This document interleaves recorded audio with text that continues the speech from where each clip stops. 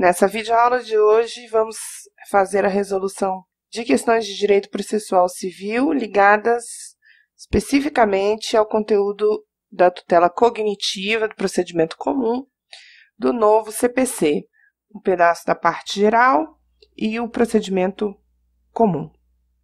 Eu gostaria de te desejar boas-vindas, me apresentar. Meu nome é Letícia Calderaro, sou advogada aqui em Brasília e professora de Direito Processual Civil na graduação em Direito há mais de 15 anos. Se você tiver interesse e quiser saber mais sobre mim, você pode acessar o meu site www.leticiacalderaro.com.br e lá no meu site você também vai encontrar outros materiais, outros vídeos, dentro de uma área de membros específica em que você pode acessar outros conteúdos para o seu estudo. Eu espero que essa seja uma atividade que possa ajudar para que você possa revisar conteúdos, fazer uma boa autoavaliação. Vamos às questões. As questões aqui colocadas são questões que devem ser julgadas verdadeiras ou falsas. Vamos começar. A citação apenas interrompe a prescrição quando ordenada por juiz competente. Esse é um conteúdo sempre cobrado, né, nas avaliações, e porque ele é muito importante. O que o avaliador quer saber aqui?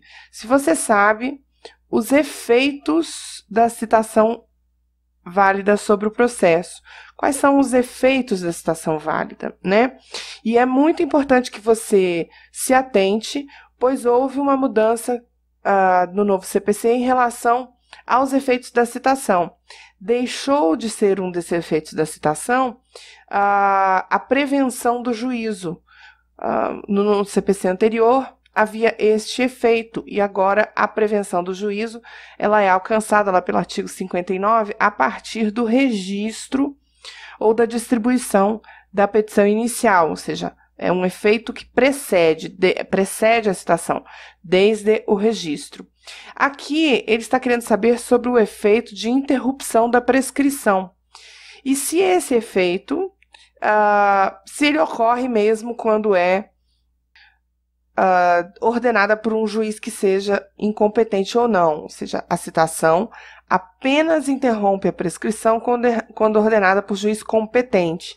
A pergunta é, se o juízo for incompetente, haverá ou não o efeito de interrupção da prescrição? Para isso, a gente vai fazer a leitura do artigo 240 do novo CPC, especificamente no parágrafo 1º, onde fala assim: a interrupção da prescrição operada pelo despacho que ordena a citação, ainda que proferido por juízo incompetente. Eu estou corrigindo aqui, né, gente, porque o que é incompetente ou competente é o juízo. Juiz é impedido ou suspeito, tá? Desculpa, voltando. Ainda que proferido por juízo incompetente, retroagirá a data da propositura da ação. Portanto, é uma alternativa, uma assertiva falsa, porque mesmo que o juízo seja incompetente, haverá o efeito de interrupção da prescrição. Os efeitos, eles estão no artigo 240 e também vale você fazer a leitura do parágrafo 1º deste mesmo artigo, tá? Lembre-se que os efeitos aqui, só para a gente fazer para você lembrar, né? Induz litispendência, torna litigiosa a coisa, constitui o devedor in mora,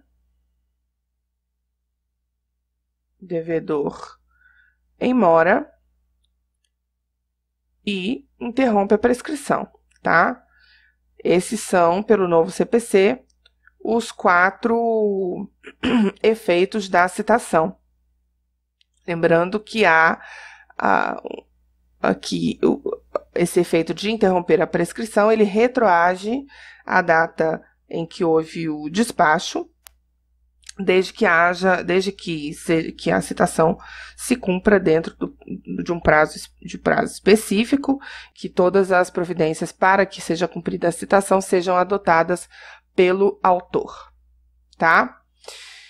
Lembrando, artigo 59, para quem estudou aí a regra antiga, quem conhecia a regra antiga do CPC, agora tornar prevento o juízo a prevenção deixou de ser um dos efeitos da citação, tá vendo que só tem 4, porque, pelo artigo 59, o que gera a prevenção é o registro, ou, nas comarcas onde haja mais de uma, vara, a distribuição, tá?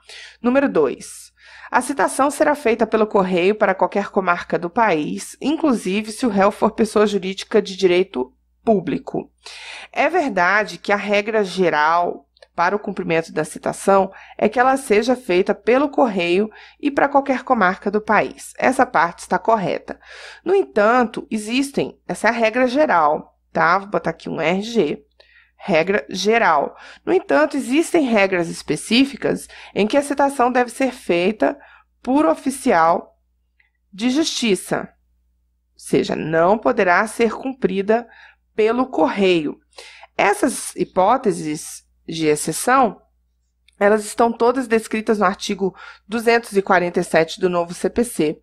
E você vai, no 247, especificamente no inciso 3, identificar que, sendo o réu pessoa jurídica de direito público, a citação deve ser feita por oficial de justiça. Portanto, a alternativa é falsa. Recapitulando, a regra é de que a citação seja feita pelo correio para qualquer comarca do país, mas o próprio artigo 247, nos seus incisos, ele traz exceções, quando a citação será cumprida por oficial de justiça e não pelo correio. São ações de Estado, ações em que o citando réu for incapaz, em que o citando for pessoa jurídica de direito público, como é o nosso caso aqui, quando o citando residir em local não atendido por entrega domiciliar de correspondência.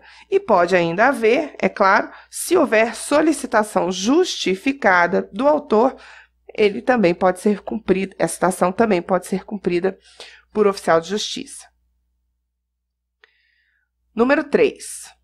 Não dispondo a lei de outro modo, as intimações serão feitas às partes, aos seus representantes legais, aos advogados e aos demais sujeitos do processo, pelo correio ou, se presentes em cartório, diretamente pelo escrivão ou chefe de secretaria.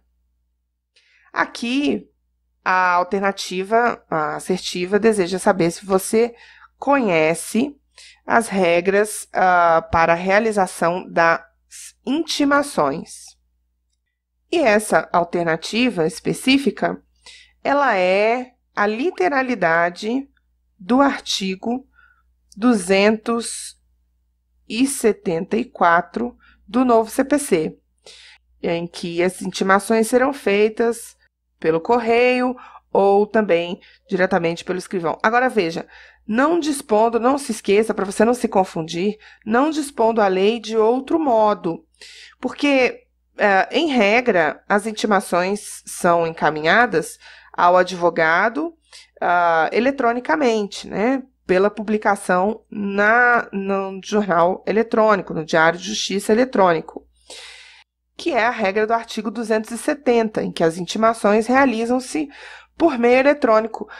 No entanto, sempre que possível, né? E não há incompatibilidade deste artigo com o artigo 274, em que estabelece que, não havendo outro modo, as intimações serão feitas também pelo correio ou até a intimação pessoal na Secretaria da Vara.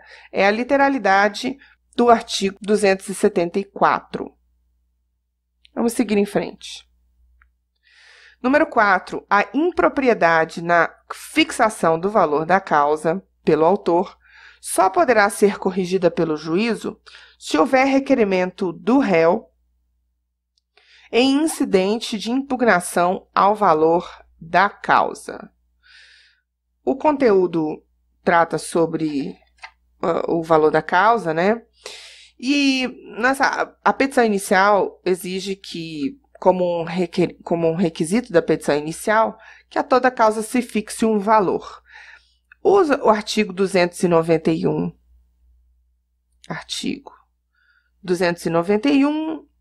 a 293 estabelece as regras para que no procedimento comum se fixe esse valor, né? Especificamente o artigo 292, ele traz uma série de programações para como haver a fixação desse valor da causa. É verdade que é possível que o autor, ao fazer essa fixação, faça-o incorretamente. E a pergunta é: esse valor poderá ser corrigido de ofício pelo juiz ou não? Porque aqui ele diz que essa impropriedade só poderá, botou esse somente aqui, ser corrigida se houver requerimento do réu. Então, ele está dizendo que se... Nossa, ficou tudo torto. Se houver requerimento do réu, então o juiz poderá determinar a fixação do valor da causa. E a maneira como o réu deve fazer essa arguição é por meio de um incidente de impugnação. Pessoal, tudo errado aqui, né? Alternativa falsa.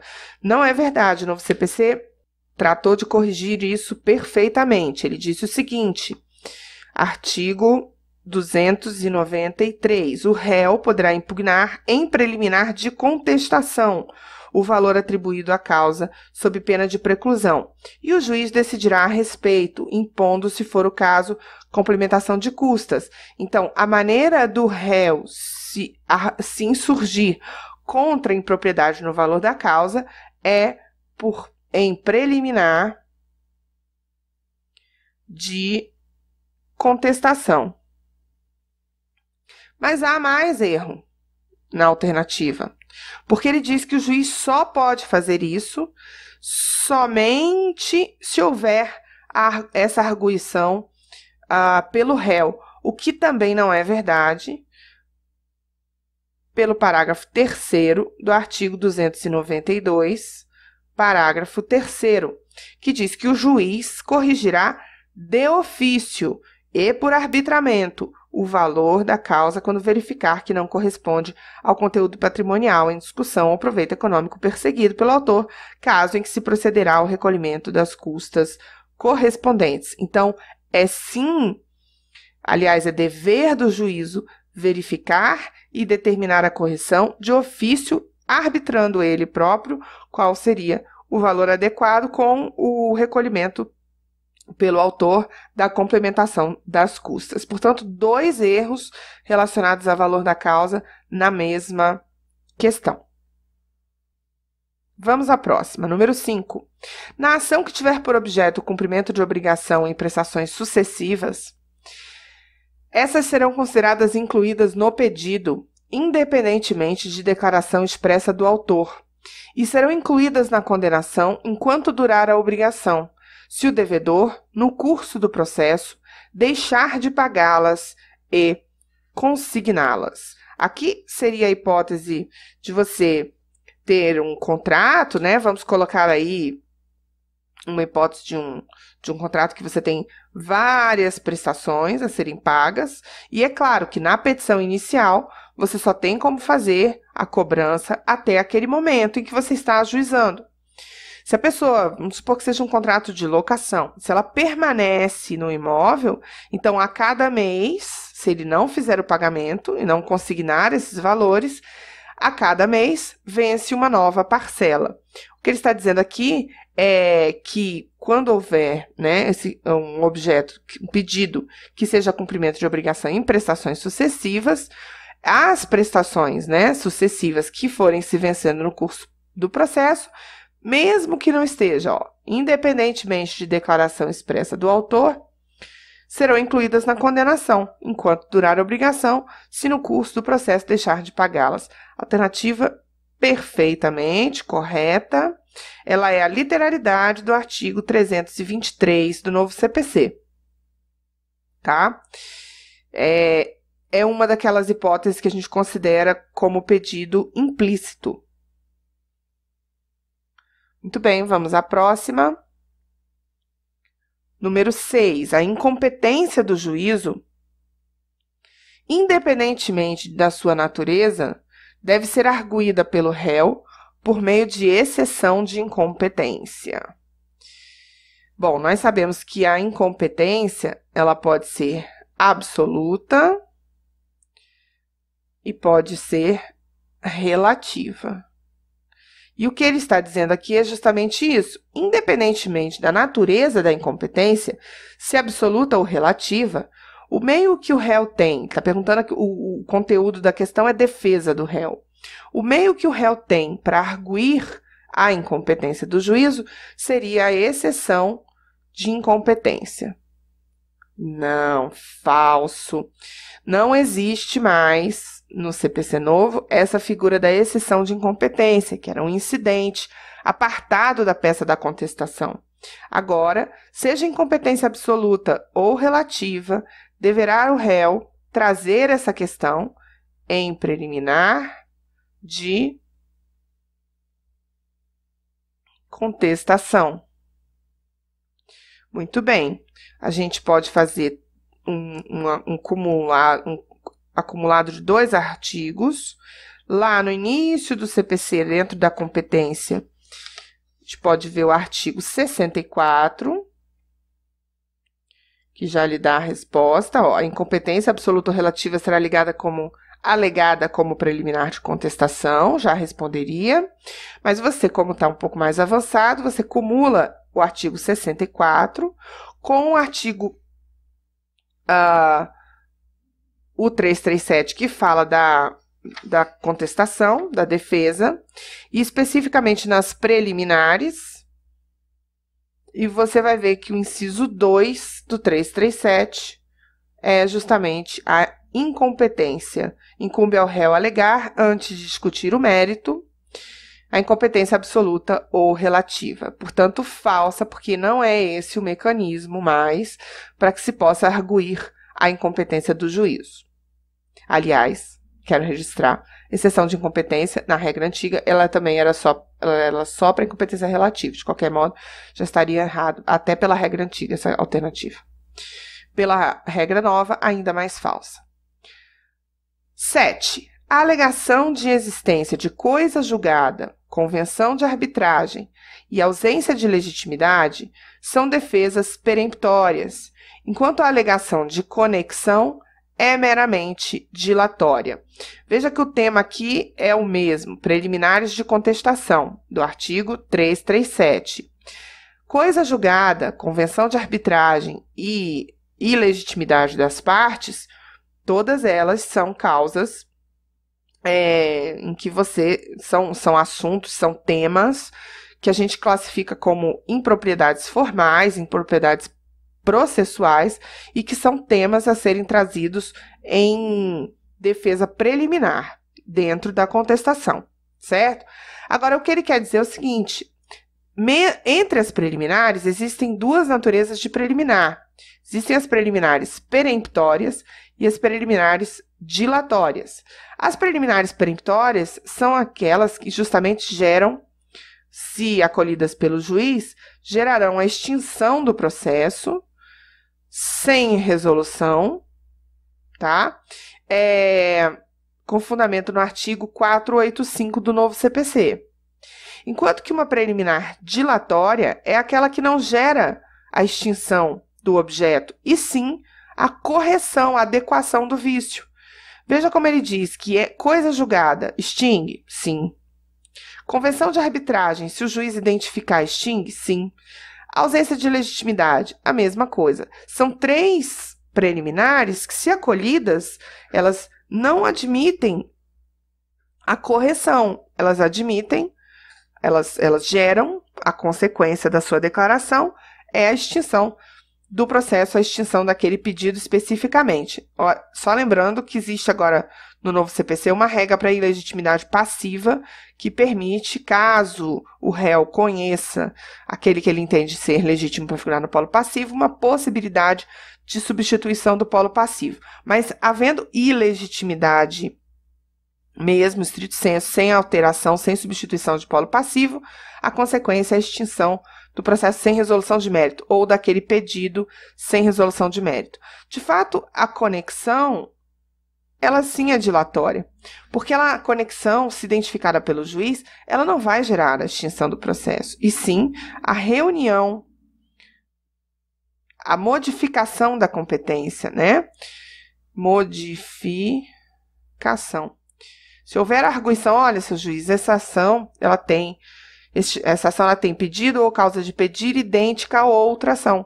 O juiz vai identificar que o outro juízo é prevento e vai encaminhar os autos para pensamento, para a reunião dos autos no juízo prevento. Alternativa verdadeira. É uma alternativa teórica, de compreensão jurídica teórica, ela não tem um artigo específico te dizendo isso, mas pela interpretação que você percebe aqui, que a consequência jurídica nos permite fazer essa distinção entre preliminares que geram a extinção daquele pedido ou do processo sem resolução e as preliminares que não ocorre assim, que permitem a correção do vício. Vamos a número 8. Contra o revel, ainda que ele tenha patrono constituído nos autos, os prazos correrão independentemente de intimação a partir de cada ato decisório. Pessoal, a revelia, vamos lembrar, a revelia gera 2 efeitos, fundamentalmente. Ela gera um primeiro efeito, que é uma presunção relativa, uma presunção iuris tantum, a presunção relativa, isto é, que admite prova em contrário, de veracidade da matéria fática em favor do autor. Presunção, veracidade fática, atenção que não é veracidade do direito, é veracidade da matéria fática em favor do autor. O réu, validamente citado, deixou de apresentar contestação. Portanto, com a primeira consequência da revelia, um dos efeitos da revelia é a presunção de veracidade de matéria fática em benefício do autor. O segundo efeito da revelia é justamente que ele deixe de ser intimado, não intimação. Por quê? Porque ele usa as partes para que estejam em juízo, elas devem ter capacidade postulatória para que as intimações sejam feitas eletronicamente na pessoa dos seus advogados. Se ele não apresentou contestação e não tem advogado constituído nos autos, então esse segundo efeito se mantém. Esses efeitos, eles podem ser afastados, né? Essa aqui é uma presunção que eu acabei de falar que é uma presunção relativa, e, portanto, ela permite produção de prova em contrário, e esse segundo efeito, que é de não intimação, ele pode ser afastado de forma muito simples, fazendo a juntada de procuração, que é o instrumento do mandato, para que um patrono o represente nos autos. Nunca se esqueça, revel não é um ser banido do processo. Revel é aquele que perdeu prazo para contestar. É muito ruim? É péssimo. É péssimo. Ele perdeu a possibilidade de fazer alegações, de trazer toda a sua matéria de defesa, de fazer juntada de prova documental, que acaba por precluir. Sim, é horrível. Mas o revel, ele pode ingressar no processo, pegando o processo no estado em que se encontra, ou seja, ele não pode produzir atos já preclusos, mas ele pode ingressar no processo no momento em que desejar e praticar todos os atos a partir dali. Se ele ingressa no processo e tem patrono constituído nos autos, os prazos não correrão independentemente de intimação. Ele precisará ser intimado, porque ele vai afastar estes efeitos e o advogado dele vai trabalhar para tentar também afastar essa presunção que lhe é desfavorável, mas é só uma presunção. Falsa a alternativa, portanto. Essa regra está disposta lá no capítulo da revelia, que você encontra no artigo 346. Bom, a revelia está no 344 ou 346, mas para responder essa questão especificamente, 346, os prazos contra o revel que não tenha patrono nos autos fluirão da data da publicação do ato decisório no órgão oficial, ou seja, sem uma intimação específica para ele. Aí vem o parágrafo único. O revel poderá intervir no processo em qualquer fase, recebendo-o no estado em que se encontrar. Então, a partir da juntada da procuração do seu advogado, ele passará a ser intimado dos atos pelo seu advogado, claro, e ele poderá praticar os atos ainda que não, ou seja, aqueles que ainda estão por ser praticados. Aqueles que já estão preclusos não podem ser praticados. Vamos à próxima. Número 9. Pode o réu, em seu nome próprio, reconvir ao autor quando este demandar em nome de outrem na própria contestação. Excelente. Essa é a regra novíssima do novo CPC, né? Alteração trazida pelo novo sistema, prevista no artigo 343, que diz que na contestação é lícito ao réu propor reconvenção para manifestar pretensão própria, conexa com a ação principal ou com o fundamento da defesa. Alternativa corretíssima, significa que dentro da própria contestação, o réu fará o seu chamado contra-ataque. Também ele deseja acumular uma outra ação em que ele é autor e que o autor originário passa a ser réu reconvindo. Na reconvenção especificamente. A diferença que traz o novo CPC é de que essa peça, a reconvenção, que antes era feita em apartado da contestação, ela agora passa a ser um capítulo, né? um instrumento feito dentro da própria contestação. É um exemplo de concretude, né? Que dá o novo CPC ao princípio do sincretismo, a ideia de que nós podemos perfeitamente, dentro de um mesmo instrumento, postular coisas diversas, e isso é sem haver a necessidade de um formalismo excessivo. Sincrético é aquilo que é diferente, mas que consegue se tolerar, comungar, estar junto no mesmo ambiente e produzir um resultado efetivo. É a dinâmica do neoprocessualismo, né? Aquilo que o neoprocessualismo justamente busca, um formalismo, mas um formalismo que tenha razão de ser, que tenha valor e não só, vamos fazer entrega no mesmo dia, mas em peças separadas. Algo que não tinha nenhuma razão de ser, basta uma única peça. Número 10. Em regra, o ônus da prova incumbe ao réu. Só daí já está errado, né? Porque você sabe muito bem que a regra original da distribuição do ônus da prova, que o ônus da prova incumbe a quem alega, e você tem uma distribuição estática e uma distribuição dinâmica do ônus da prova. O ônus não incumbe ao réu. O ônus pode incumbir ao autor e ao réu, conforme aquilo que é narrado. Portanto, só aqui está incompleto, está errado, porque o ônus da prova incumbe ao autor quanto aos fatos constitutivos do seu direito e ao réu quanto aos fatos novos. E continua essa alternativa esdrúxula. O objeto da prova são os fatos e o direito. Não, o direito não carece de prova. O que nós produzimos prova dentro de uma relação processual é da matéria fática. Como nós estamos fazendo uma revisão para que você possa lembrar bem como é a regra da distribuição, eu tenho dois tipos de distribuição no ônus da prova. Deixa eu apagar aqui. Tenho dois tipos de distribuição do ônus da prova. A distribuição estática e a distribuição dinâmica. A distribuição estática, ela é legal, ela está definida em lei. A distribuição dinâmica, ela será distribuída pelo juiz. Cada caso é um caso, cada processo é um processo, o juiz precisa ele próprio fazer a distribuição do ônus. O que está escrito na lei? Artigo 373, caput.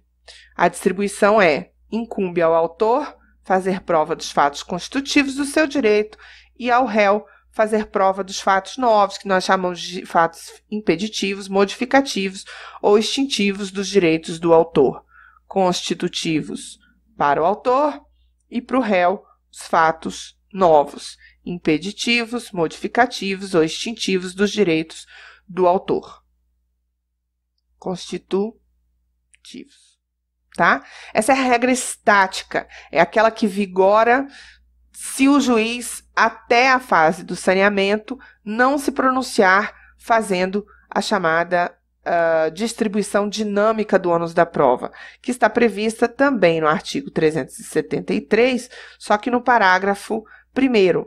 Isso agora, pelo novo CPC, poderá ser feito em qualquer processo, não apenas nos casos previstos em lei, como no Código de Defesa do Consumidor, nos procedimentos ligados ao Estatuto da Criança e Adolescente. Não, em qualquer processo civil, diante de peculiaridades específicas de uma causa, se houver o convencimento do juiz, né, se ele se sentir convencido de que existe uma excessiva dificuldade para uma das partes produzir a prova, ou ainda uma impossibilidade para que a outra parte possa se desonerar da sua incumbência de produção de prova, ele pode fazer aí uma distribuição diferenciada. Agora, é importante lembrar que essa distribuição diferenciada é uma regra de procedimento, ela não pode surpreender as partes só na decisão. Não, o juiz deve, caso ele queira distribuir, o que pode ser feito de ofício ou a requerimento, mas caso ele queira fazer uma distribuição diferenciada da regra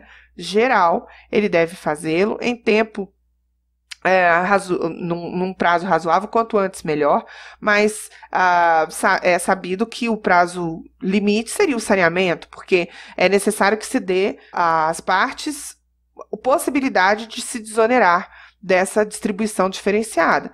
Então, até o saneamento nos parece um prazo máximo para que se possa se desincumbir deste encargo. Lembrando que essa decisão de distribuição dinâmica do ônus da prova é uma decisão interlocutória que é passível de recurso. Se aquele que teve a distribuição diferenciada se sentir, né, teoria lá da prova diabólica, se ele entender que essa distribuição tornou aí sim para ele excessivamente difícil de se desonerar, ele pode inclusive recorrer dessa decisão de distribuição, tá?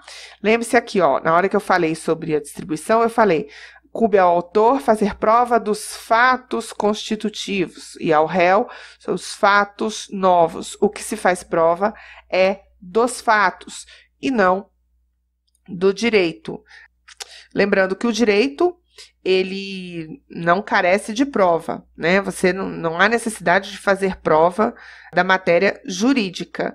Caso o juiz, você faça argumentação de direito consuetudinário, direito municipal, direito estrangeiro, direito estadual, numa localidade em que o juiz não está, enfim, pode o juiz determinar que a parte faça prova do teor e da vigência daquela legislação que está sendo arguída. Mas veja, direito municipal, fora do município onde a comarca está localizada, porque senão presume-se que o juiz conhece, estadual fora, consuetudinário, direito estrangeiro, que eventualmente não seja de conhecimento evidente, né? E o juiz, se assim determinar, pode ser que ele peça para se fazer prova dessa legislação, teor e vigência. Basta que você pegue o teor na publicação na imprensa oficial e a vigência também por uma declaração, por uma certidão, é possível que você consiga obter. Artigo 376 fala sobre essa necessidade em situações excepcionais, se assim o juiz determinar. A regra é de que não há necessidade de se fazer prova. O que nós provamos são os fatos. 374. E mesmo assim, não são todos os fatos. Fatos notórios, fatos confessados, fatos incontroversos, não há necessidade, não demandam a produção da prova. Muito bem. E com isso nós encerramos. Eu quero agradecer por você ter ficado comigo aqui até o final. Espero que tenha lhe ajudado essa pequena revisão. Vou aproveitar para avisar você que muito em breve eu farei o lançamento do meu curso exclusivo, completíssimo de Direito Processual Civil, inteiramente atualizado pelo CPC, é claro, numa plataforma digital de educação à distância, diferenciada de tudo que você conhece no mercado. Tenho certeza que você vai gostar muito. Assim que houver o lançamento e que as matrículas estiverem abertas, eu vou mandar a informação para você no e-mail que você cadastrou para assistir essa aula, e eu espero que você seja meu aluno também por lá. Enquanto isso, se você quiser curtir a nossa página no Facebook, lá a gente também só fala de processo civil. Um forte abraço, por hoje é só. Até a próxima!